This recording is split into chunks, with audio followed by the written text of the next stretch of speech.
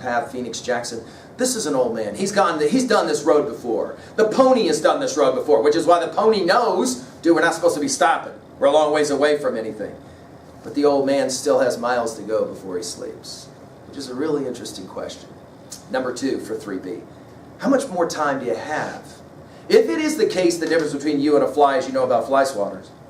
The reality for you is that you ain't met no 200-year-old people, which means you got to leave the park. You don't get to swing forever. What do you got to get done?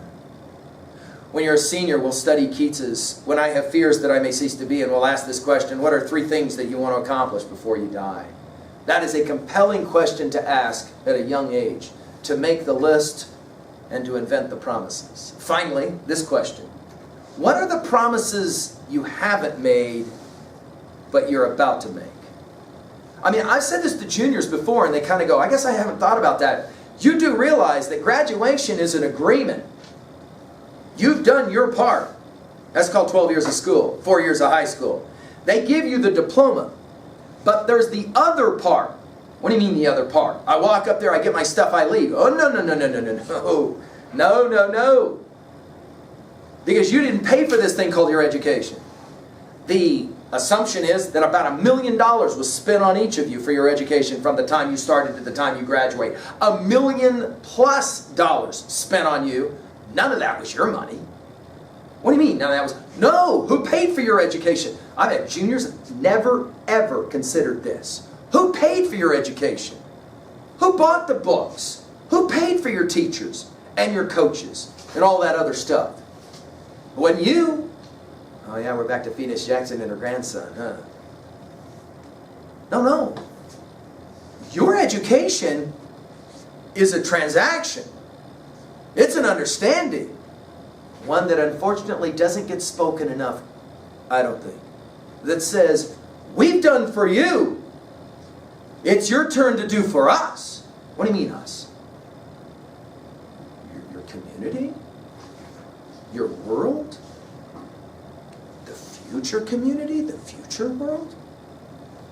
What are the promises that you're going to make? Graduation, here in 24 months, requires of you new promises. What are they going to be? And then finally, how good are you at keeping promises? Do you keep your word? Do you keep your promises?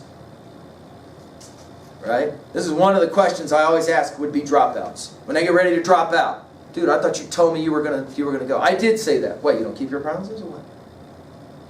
It's funny how we have a real problem with people who don't keep their promises when we're young. Like the student that said, when my old man showed up and I was in 3rd grade and he said he'd had enough of my mom and me and walked out the door. I hated that more than anything in my life because he lied. He lied. He broke the promise. See, we hate it when we're young. And I ask, oh, so you don't break promises? What do you got to go there for? Oh. So in other words, you hold your dad to a standard you're unwilling to live to. See how that works? I have promises to keep. Miles to go before I sleep. What are those going to be for you? And if you haven't been a person who kept your promises, is it time? Notice how this poem becomes kind of a propedeutic, didactic, instructional. Maybe it's time for us to start thinking about what promises have I broken? What promises do I need to keep? Those promises especially that we make to who? Right? Ourselves. Because in the promise of making those promises to ourselves, we obviously are making them as well to other people. Right?